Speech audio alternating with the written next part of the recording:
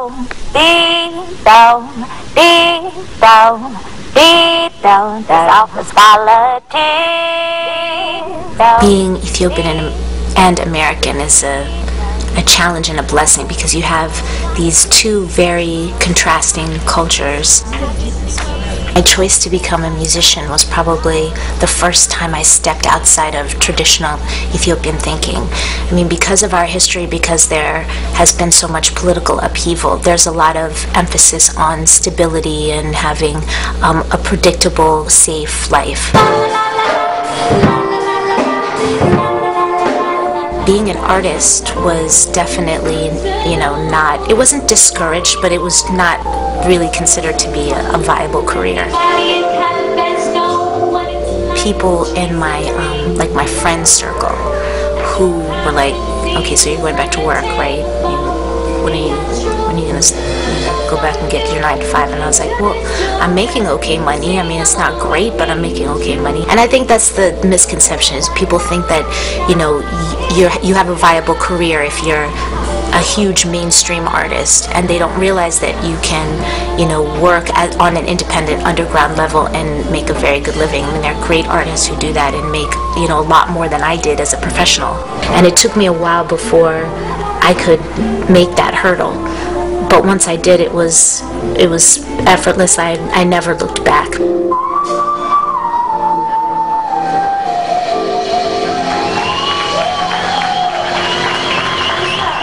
I've been to Ethiopia actually a few times in the past few years. It's amazing to see, African art at its complete purest. I mean, it's totally untainted by the Western world. I really, for the first time, understood the root of music as being African.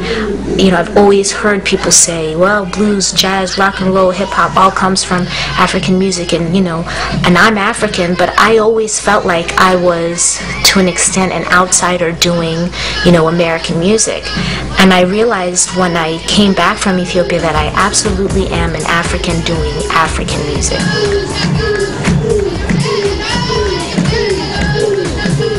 Ready? Welcome back. Before we went to commercial, I had the opportunity to bring Renee to you, the lady behind what we are about to talk about with Wayna.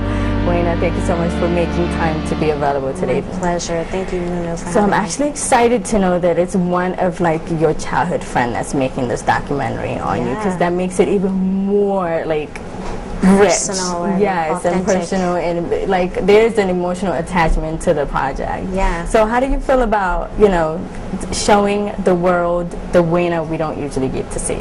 I feel good about it because I'm in good hands. The director who told the story really knows me and is really insightful and asking the right kinds of questions that people are curious about, and she brought out a side of me that I think I haven't shared, and I hope people will enjoy and relate to. Absolutely. I mean, you have a beautiful story.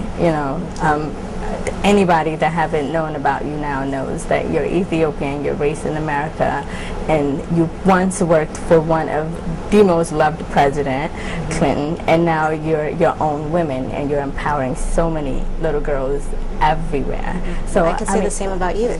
Well, no, thank you, but I'm inspired by you. Remember, I cried the first time I was listening to you. Yes. So tell me, tell us about your childhood, being Ethiopian and raised in America, combining the two cultures. How was it for you? Well, it was awkward at times. It's funny, I was just telling a story to my friend the other day about when I was very young. There were these boys who, there was a lot of media about Ethiopia being, engulfed in famine, and that was the only representation of our country. And I remember these kids deciding to chase me around the playground and say, "Get the jungle girl," or whatever. And wow. I was really young, only like 6 or something, and I remember just thinking, what's wrong with them? And then I go in the classroom, and the teacher had each of them write out apology letters to me about why it was so wrong to say. And I remember reading those letters and thinking, why would you even think this would penetrate me at all at 6? Like I thought, this is, you know, I know who I am and I'm proud of where I'm from, and you, no matter what you say, you could never, you know, get to me to be able to make me feel embarrassed or, you know, ridiculed, you know, even at a young age. So I think I had a series of, you know, weird encounters like that where it was, you know, kind of a, you know, feeling like you're misunderstood in the world because they don't understand, you know, our culture, that we're proud people, that we have values, that we're family oriented, and all the wonderful things about our culture and our history. At the same time, too, there's a lot of things that I learned from this country too that we don't have in Ethiopia, that informed me and made me, you know, brave, made me want to be a risk taker, made me want to, you know, challenge myself as a woman, you know, being raised by a strong mom and a strong aunt who was like a second mom. It just pushed me to really have no limits, or to not want to have any limits in my life. And you know, so it was a delicate balancing act, and which I'm still figuring out to this day, but I feel very blessed to have the best of two wonderful worlds. That is amazing. So I mean, you know, having the background that you have and being in America, when it was time for you to start making decisions, how was it with your parents? Like, as you know, as Ethiopian parents, they want their kids to be a doctor, you know, a lawyer, the nurse, and you were working for the White House, which is highly commendable. When you went from there to saying, you know, I want to be a musician, how was that for you? Well, it was hard. I won't sugarcoat it.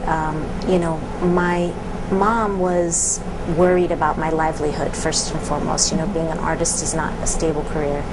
But I think on some level, everyone in my family was sort of expecting it, because I had always been doing music from the time I was young. As a child, I was auditioning for this or that community theater and chorus and that kind of thing. So everyone knew that it was my deepest, you know, passion, but whether or not I could make a living out of it, nobody knew, including me. So it was definitely a leap of faith. But I think my mom, to my mom's credit, she's always believed that if anything could be done, or if it could be done, that I could somehow make it done. So she believed in me and just, you know, gave me the freedom to do it. But I will say that that decision was harder in my own mind than it was out in the world. So, well, you know, I didn't want to disappoint them. I didn't want to feel like I was a quote-unquote failure, you know.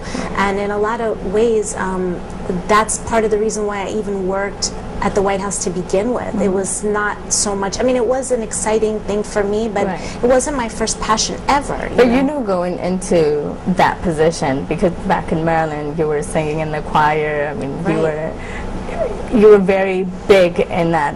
So exactly. I mean, I don't think if I had the influence of our community saying this is the path you're supposed to go on, I would have just, after college, just started music. You know, I took a 4-year detour because I felt compelled to please those voices in my head. And I realized that they, you know, want me to be happy more than anything, and I was the hard person to convince. And then once I convinced myself, I think everyone else fell into line. So I hope people learn, you know, from other people's, you know, longer roads and choose their passion first. So when you did take the risk and you decided to work on music, I mean, what were you? I mean, it's a personal CD that you released. How was it, you know, singing those songs that you actually went through, relate to? Were you thinking, oh my God, are people going to relate to this, or am I telling too much information? Yeah, I felt that way a little bit, especially the first time I performed in Ethiopia and I sang the song I wrote about my mom, Mama's Sacrifice. I definitely felt quite vulnerable, but really I think for me music is about telling a story, an authentic story, and breaking down my walls and hopefully making other people break down theirs. And there's something very empowering about that. The more vulnerable I allow myself to be, the stronger I feel, and the more I feel like I can touch people. And that is really the most important thing about being an artist, about being a musician. So I would prefer to do that than to, you know, just sing a superficial song. It's much more it's much more inspiring to me to challenge myself in that way. And how important do you think it is also not only to sing the lyrics but to also back it up visually? Because with your videos you actually tell the story and you show people how it unfolds. As an artist, why do you think it's so important to also give people a visual? Yeah, I think, you know, people's attention spans are so short these days, and you really do have to sort of hit them in all the different senses and try to make the story more real, because people don't necessarily have the time or the patience to really sit and digest it themselves. So visuals are great, and that's really where talented people like Renee and yourself come along to help us, you know, demonstrate what we're trying to create. Yeah, I mean, you tell so many beautiful stories. I know that when I heard you singing Bob Marley's Redemption in your own version at Fest Africa, I couldn't even compose myself enough to come and interview you backstage at that time. And I think you have the most beautiful voice, but you know, your stories are amazing, and you talk about so many different things. And how do you brave talking about the topics that you discuss in your music? I think it's fun to talk about things that everyone knows about and doesn't normally talk about. That to me is interesting. And I like to sort of push those buttons, you know, and see the reaction that it gets from people. So I think it's just whatever people don't want to discuss, I want to discuss, because it's interesting. And you did an EP dedicated to Ethiopians called Lagari. Well, it's actually still in the works. Is it? It's still in the works. Okay. We had, you know, some transportation challenges with the producer, but it's still in the works, but it's really, really special. But I will say what I am working on is a new album that's coming out this year, later this year, and I have my first song in it that has a little Amharic, so I'm excited about it. What should we expect from this special album that's coming out? Well, it's definitely more international. It's you know, I've been working with a band that's based out of Toronto. There's a, you know, it's a multiple. It's everyone from the band is from a different part of the world, and you know, the musical director is Habasha, so we have that influence in there in the music, and you know, it's like Sting meets Sade. You know, it's different. It's different from anything I've ever done. I love Sade. So I'm looking forward to your LP, your CD. But the one thing I want to discuss is you're actually the first Ethiopian to go to the Grammys, which means... No, I'm not. I wish I could take the title. But is there somebody else before you? Well, there was an Ethiopian actually won a Grammy. He worked on But you're the Ziggy first Marley's. female. Okay, the first female. I think I am the first female. Exactly. Right. Yes. That's pretty cool. Yes. I'm like, wait, did I read this wrong? Thank you. So which means, you know, we're in an era where hip-hop and R&B right now is dominated by West Africans.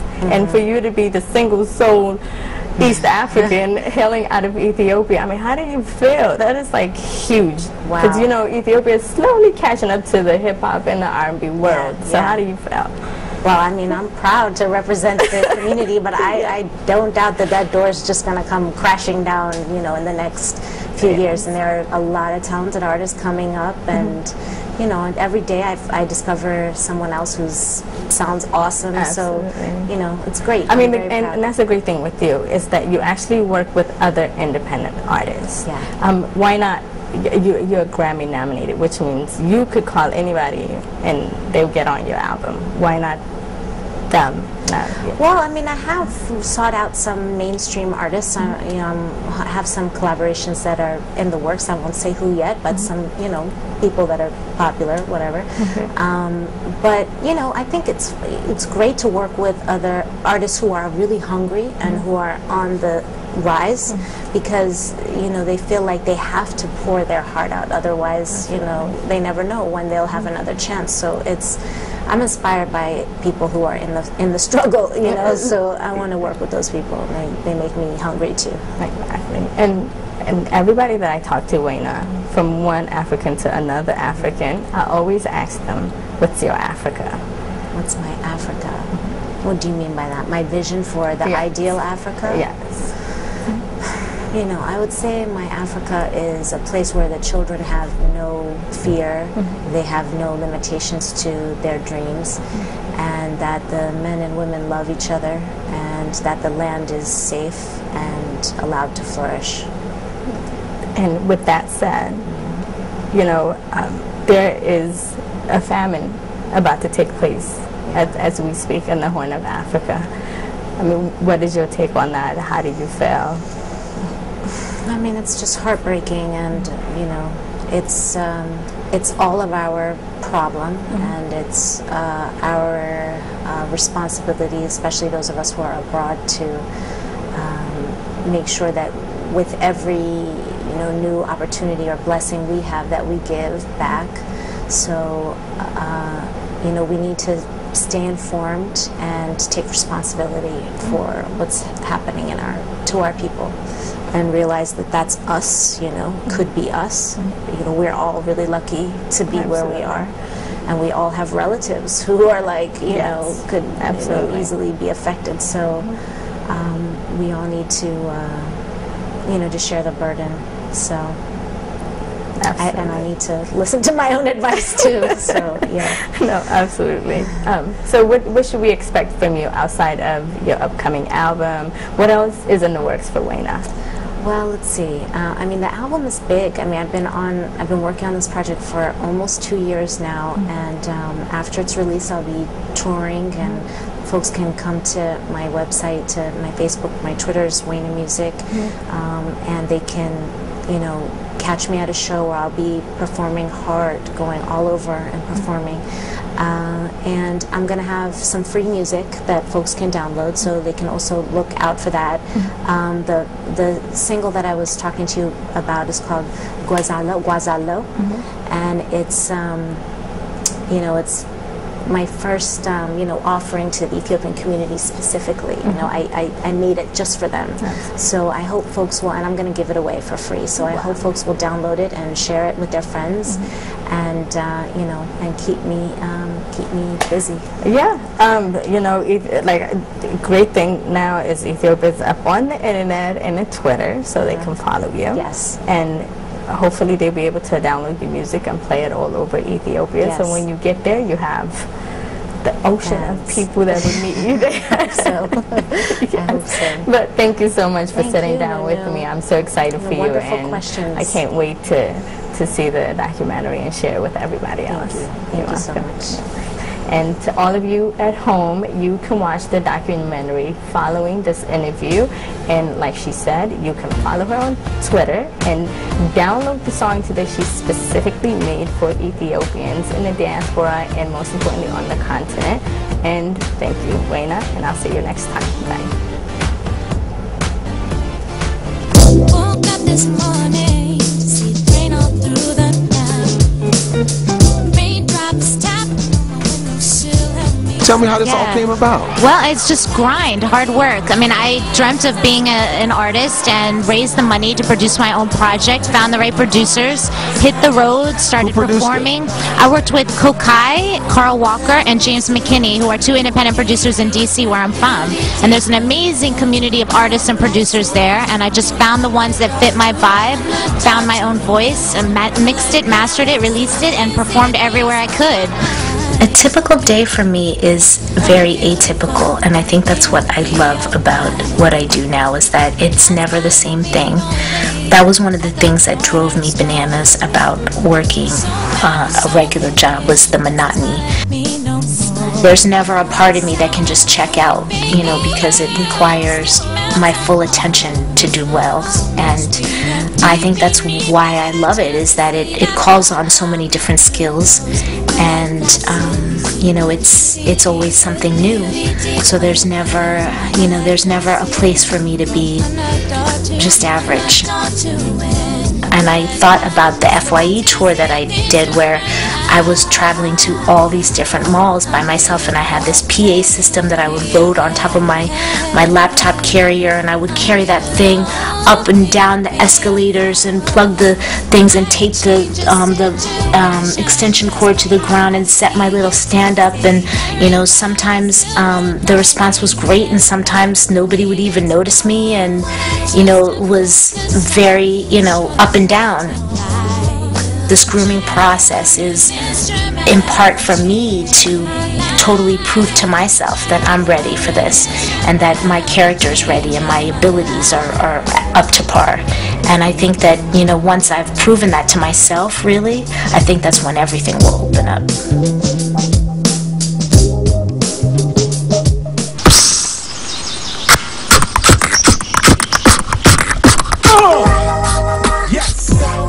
Being able to perform live is critical, and that's the place where I've sold the most CDs and made the most connection with people. I sold enough singles to get on Billboard for 6 consecutive weeks the first time I did the tour, and 7 consecutive weeks the second time I did the tour. And my both of the singles that I pushed charted on Billboard. The first one peaked at number 3, and the second peaked at number 2.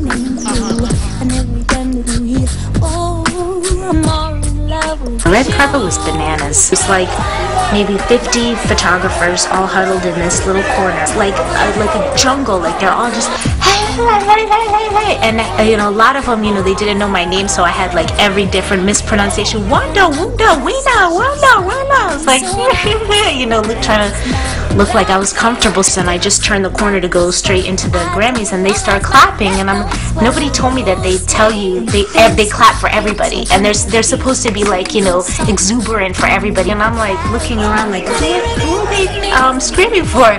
And then the lady was like, they're screaming for you, take your bow. She's trying to amp us up, take your bow, and I'm like, and they're like, ah, I was like, okay, I did. It was so weird.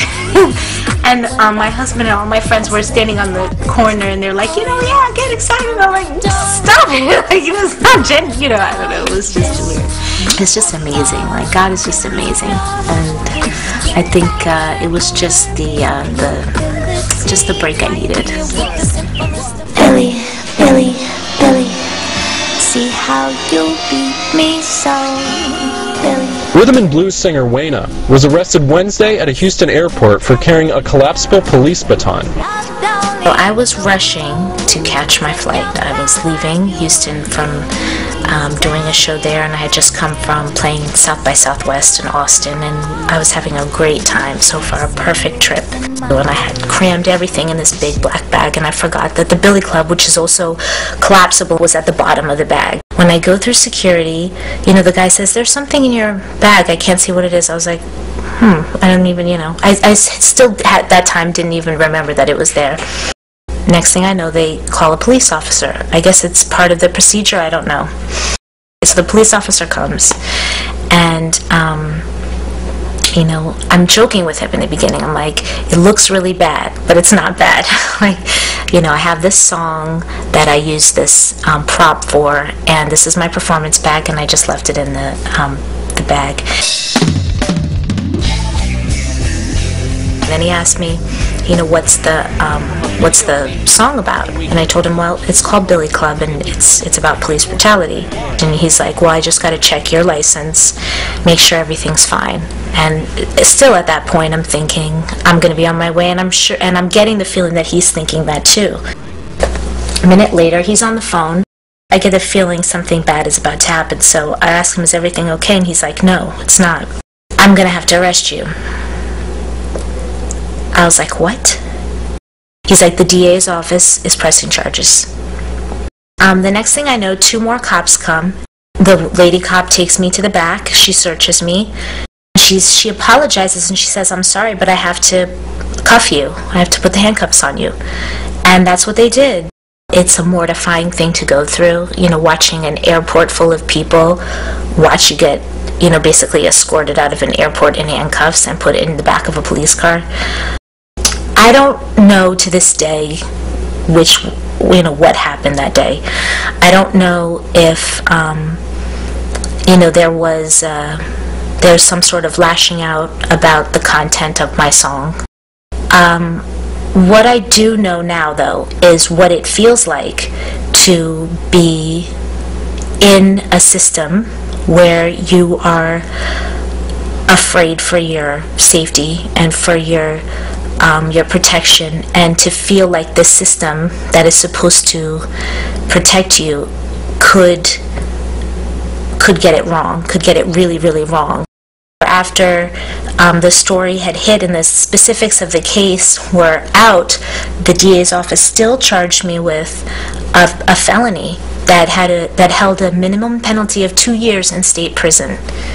If I didn't have the means to hire a lawyer, or if the case didn't have some sort of public interest in it for it to be covered in the press, who knows if the DA's office would have thoroughly examined the situation and discovered the true facts of the case and done the right thing. I could be sitting in a state prison in Texas right now instead of sitting here doing this interview.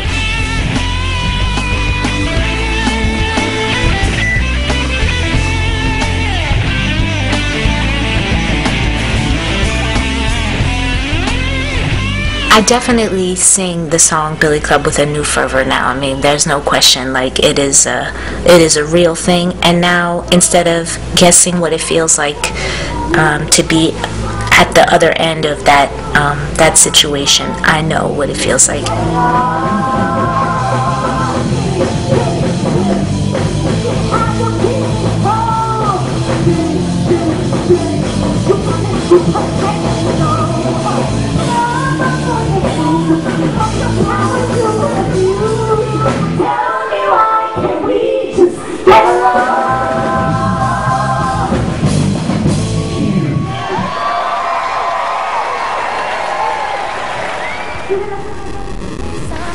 I am working on a mixtape, which is going to be my first free piece of music that I'm giving to the world. I'm also experimenting with different sounds and different production, and I think I'm growing as a writer too. So hopefully the project will continue to be a growth, and people will relate to it, you know, as they have the previous projects. So it's just a continuation of getting better, getting better, getting better, getting better.